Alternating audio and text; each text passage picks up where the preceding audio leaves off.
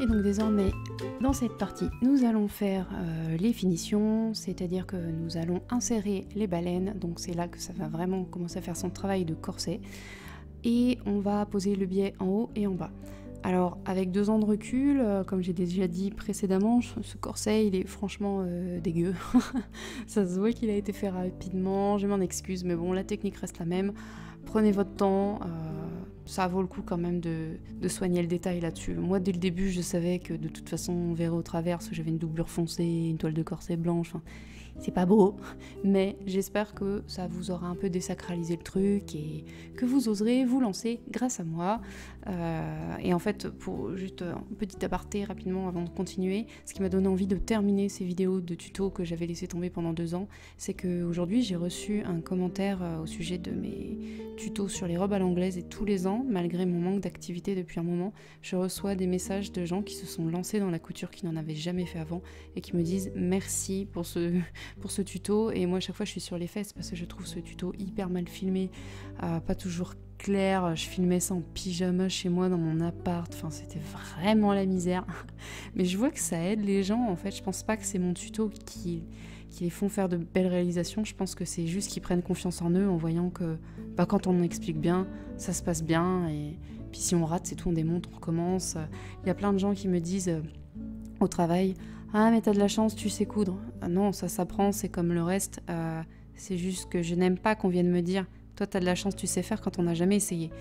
Et ces gens en fait qui m'ont fait ce retour, c'est des gens qui ont essayé, et clairement ils ont fait des choses bien plus belles que moi la première fois que j'ai essayé de coudre. Donc ça me va droit au cœur, et j'espère vraiment que ce tuto que je suis en train de terminer présentement pourra aider aussi des gens à se faire plaisir en fait, tout simplement. Faut juste pas se mettre la pression. Voilà, donc je vous laisse en compagnie de la dernière partie. Alors ensuite, on arrive à l'étape des baleines. Donc il vous faut une bonne pince coupante.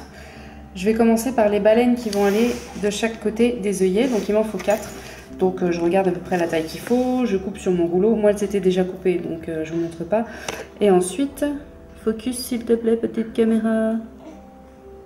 Focus. Bon bref, ça fera la blague quand même. En fait je vais juste couper un petit peu les bords de celle-ci. C'est assez balèze à couper, pour que ce soit un petit peu moins méchant au bout. Ah zut, j'arrête pas de donner des coups dans mon bras de caméra. Une fois que c'est fait, je prends mon petit sparadrap comme ça. Hop. J'en coupe un petit bout. Je fais des petites entailles sur le côté. Je prends mon bout de baleine et je replie comme ceci. Hop, ça évitera au tissu d'être percé. Voilà, et je fais ça 2 fois. Donc là, je vais en mettre une couche par-dessus. Je fais ça en haut, en bas à chaque fois.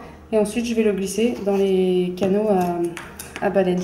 Alors normalement, ce que vous êtes censé faire, c'est coudre tout en bas du corset. Je suis désolée, je peux pas dézoomer, ma caméra est trop basse. Attendez. Donc, je vais prendre dans mes mains. Coudre en fait tout en bas et insérer par en haut. Mais si vous êtes débutant, c'est possible que vous ayez fait des canaux pas forcément réguliers et que vous ayez besoin des fois de forcer un peu. Et parfois c'est plus facile de commencer d'un côté ou de l'autre. Donc si vous n'êtes pas sûr, laissez l'ouverture en bas. Vous préférez peut-être des fois commencer par en bas au moment de l'insérer. Donc à vous de voir. Voilà, donc normalement, moi j'en ai 1, 2, donc ça en fait 4 des plates. Et ensuite celles spiralées, donc qui se préparent exactement pareil. Hein. Moi elles sont vieilles, je les ai récupérées sur un autre corset, donc je vais voir si j'arrive à les récupérer pour faire des économies. Donc qu'est-ce que je disais? Donc il faut que j'en mette 1, 2, 3, 4, 5, 6, 7, 8, 9, 10, donc 20 en fait. Et une fois que j'ai fait ça, je fermerai en haut. Avec une couture pareil, tout en haut. Bon, pour finir, il ne reste plus qu'à mettre le biais en haut et en bas. Donc pour ça, vous l'ouvrez. Et vous le mettez comme ça, le long du bord. Vous l'épinglez. Et ensuite, soit vous piquez à la machine tout du long comme ça. ou alors vous le pliez et vous piquez directement comme ça. Moi je vais le poser à la main, je préfère, j'aime bien avoir comment on appelle ça? J'aime bien avoir le contrôle du biais parce que j'ai horreur du biais, je trouve que ça se pose trop vite de travers. Et donc une fois que c'est terminé, bah, il suffira juste hop, de le rabattre comme ceci. Et pareil, de faire des petits points à la main pour fermer. Oui, je sais, c'est dégueulasse, il faut que je retire tout ça là. C'est très sale. Et donc voici la chose terminée. J'ai mon petit assistant qui veut absolument faire partie de la vidéo. Donc j'ai posé le biais. Et j'ai également posé à la main une petite dentelle que j'ai trouvée sur internet, que je trouvais toute jolie. Donc voilà, j'ai fait des petits points. Je les ai pas beaucoup serrés, je vous cache pas que j'avais la méga flemme. Mais donc voilà, il est terminé. Donc je suis plutôt contente du résultat. Par contre, il faut vraiment pas regarder à l'intérieur. Ça se voit que j'avais pas cousu depuis longtemps. Il n'y a rien qui est droit. Enfin, même là, les finitions sont pas terribles, mais bon, si j'avais pris un peu plus mon temps, tout ça, je pense que je m'en serais mieux tirée, mais je vous cache pas que j'étais un peu prise par le temps.